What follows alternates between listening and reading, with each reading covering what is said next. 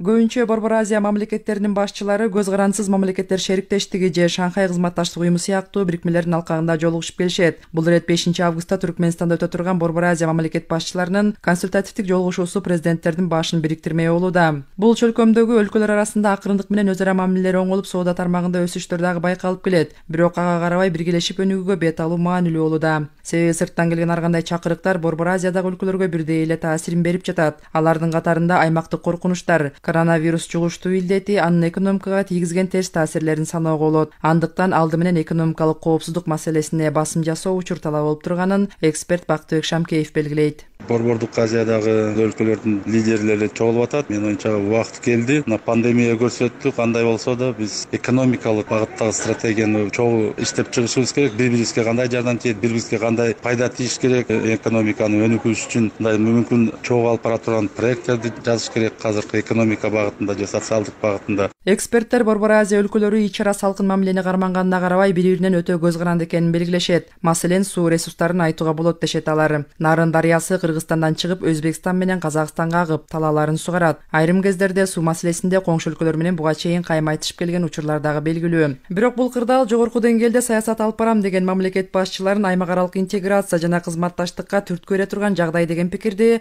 коомдук ишмер Аскар Бешимов карманат. Неге дегенде эң көйгөйлүү арабызда болгон маселелер бүгүнкү учурда бир талкуу болуп аткан бир процесс жок. Биз баарыбыз арабызда 25 жыл мурун интеграция болобуз деп абдан эчтеке чыкпадык. Ошон үчүн азыр тыштан болгон чакырыктар ошо Борбордук Азияны бириктиргени, бир күн тартибин бирге кылып, ошону талкуулап өтөбү деген бир үмүттөбүз да. Келечекте мына суу аз болгон жылдык быйыл суунун тартыштыгы биргеликте баарын кызыкчылыгын көздөп чечпесе, ал ушундай эле арыздашууга ушундай жаңжалга алып келе турган маселе. Күн тартибин белгилеп, будан арыда кандай жолугушуулар болот, ошонун ичинде кайсы эксперттер кайсы маселелерди чечип, ар бир өлкөнүн өзүнүн позициясын турукташтырып, ошону менен арабызда бир сүйлөшүү башталат.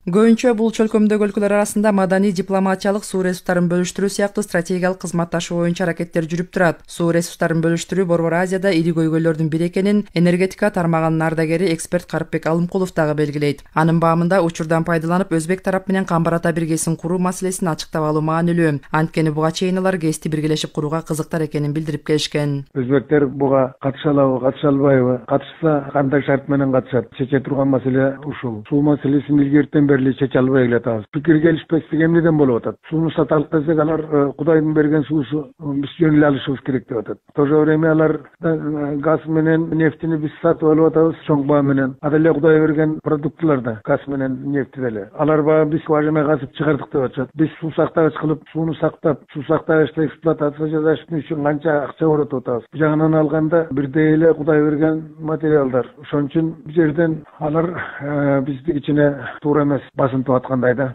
Ал эми азыркы күндө аймактык бүтүндүк тууралуу маселе көйгөйлөрдүн сап башына чыкканын мурдагы коргоо министри жана Коопсуздук кеңешинин мурдагы катчысы Исмаил Исаков айтат. Ал күн тартибине бул маселе киргизилбесе дагы лидерлердин сүйлөшүүлөрү орун алса жакшы болот эле деген ою менен бөлүштү.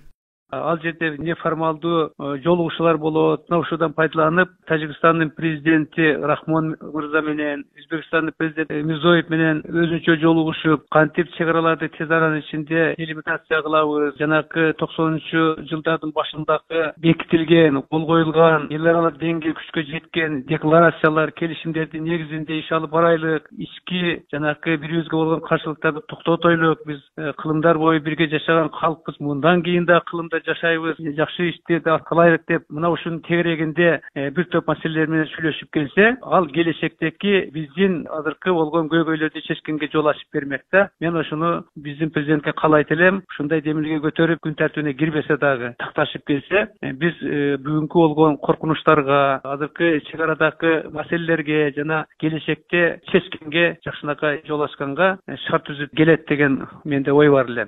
Ошентип президент Садыр Жапаров 5-6 августта Түркмөнстанда өтө турган Борбор Азия мамлекет башчыларынын жолугушуусуна катышат. Анда аталган аймактагы өлкөлөрдүн лидерлери күн тартибинде бир катар маселелерди талкуулаганы турат. Жолугушуунун жыйынтыгында бул чөлкөмдөгү өлкөлөрдүн башчыларынын биргелешкен билдирүүсү кабыл алынары пландалууда. Президент Садыр Жапаров ошондой эле бир катар эки тараптуу жолугушууларды өткөрөт. Мындан тышкары Кыргыз делегациясы жыйындын алкагында мүчө мамлекеттердин экономикалык форумуна, региондогу өлкөлөрдүн лидер аялдарынын жыйынына, ошондой эле Борбордук Азиянын улуттук өндүрүштөгү товарларынын жана улуттук тармактын тармактарынын көргөзмөсүнө катышаары күтүлүп жатат. Мээрим Абдыраманова, Биринчи радио.